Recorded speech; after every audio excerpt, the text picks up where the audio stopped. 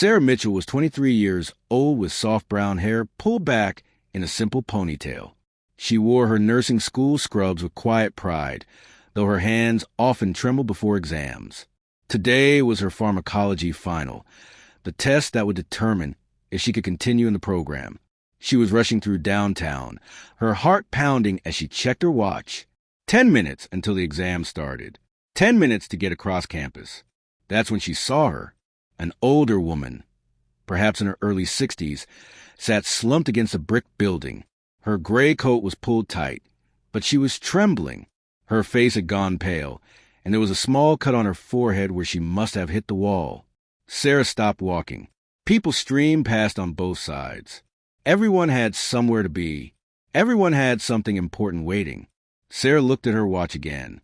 8 minutes now. She looked at the woman. Their eyes met. The woman's lips moved, barely forming the word help. Sarah made her choice. She dropped to her knees beside the stranger, her backpack hitting the pavement. Her exam book spilled out, but she didn't notice.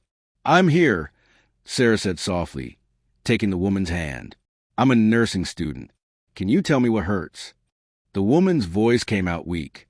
"My chest. Pressure. Can't breathe well." Sarah's training took over, pushing away her fear about the exam. She checked the woman's pulse, placed her other hand gently on her shoulder to keep her calm.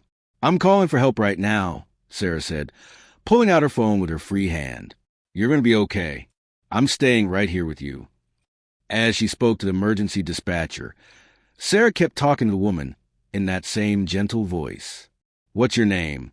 "Margaret," the woman whispered. "Margaret Chun." "Margaret, I'm Sarah.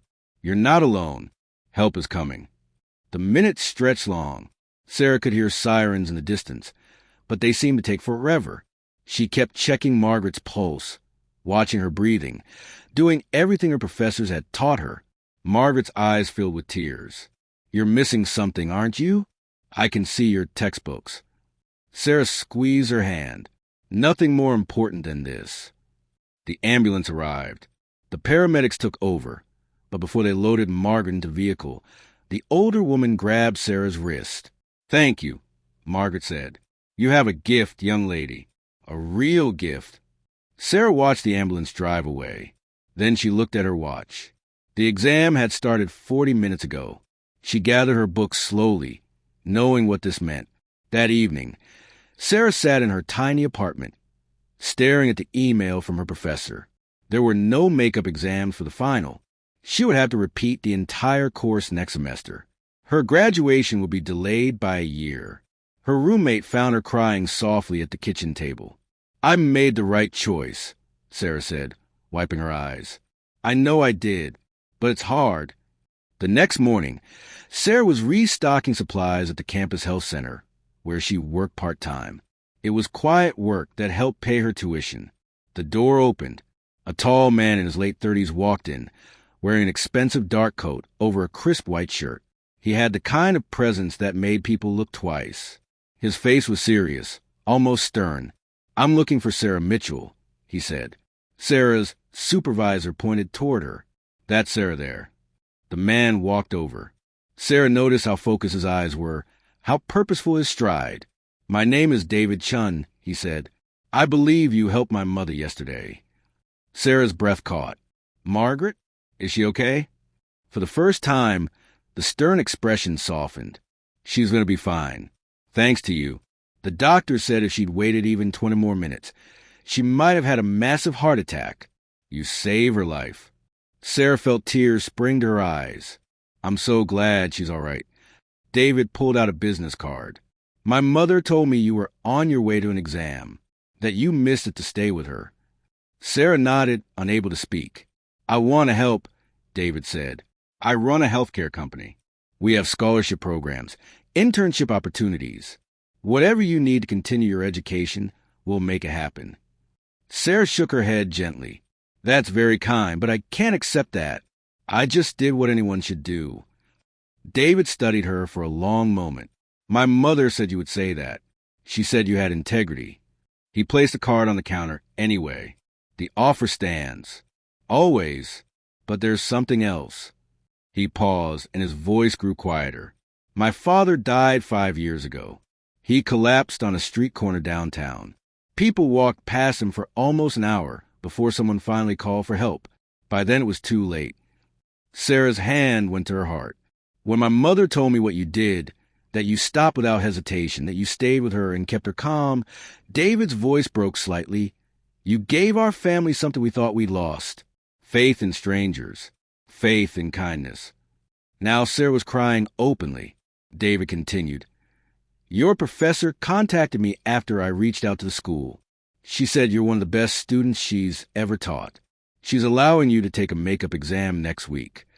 Sarah looked up in shock. And, David added, our company would like to offer you a nursing internship at our flagship hospital. Paid position. Starts after you graduate. Whenever that is. 3 months later, Sarah walked into Margaret Chen's hospital room for her first day as an intern. Margaret was there for a routine checkup, and she'd requested Sarah specifically. The older woman's face lit up. There's my guardian angel. They talked for an hour. Margaret showed Sarah pictures of her grandchildren. She told stories about immigrating to this country 40 years ago with nothing but hope. You know what I've learned in 63 years? Margaret said, holding Sarah's hand. The moments that matter most are the ones where we choose love over convenience. You did that for me, a complete stranger. Sarah thought about that missed exam, the delayed graduation, all the stress and worry. Then she thought about Margaret's smile, about David's gratitude, about the path that had opened before her. You taught me something too, Sarah said, that the right choice isn't always the easy one, but it's always worth making. As Sarah left that day, she passed David in the hallway. He was visiting his mother, bringing flowers like he did every week. Thank you, he said simply. Thank you, Sarah replied. Some kindnesses echo forward in ways we never expect. Sarah had stopped for a stranger, and in doing so, she'd found her purpose confirmed. Not in a textbook or an exam, but in the simple act of being present when someone needed help. That's the thing about compassion. It doesn't calculate the cost. It just responds. And sometimes, when we give without expecting anything in return, life gives back in ways we never imagined. Sarah Mitchell became an exceptional nurse, and she never once regretted those precious minutes she spent sitting on a cold sidewalk, holding the hand of a frightened woman named Margaret Chen, because some moments define us. And Sarah had chosen to be defined by kindness. If this story touched your heart, please like, share, and subscribe for more stories about everyday kindness and human connection. Leave a comment below telling us about a time someone's compassion made a difference in your life. Your story might inspire someone else today.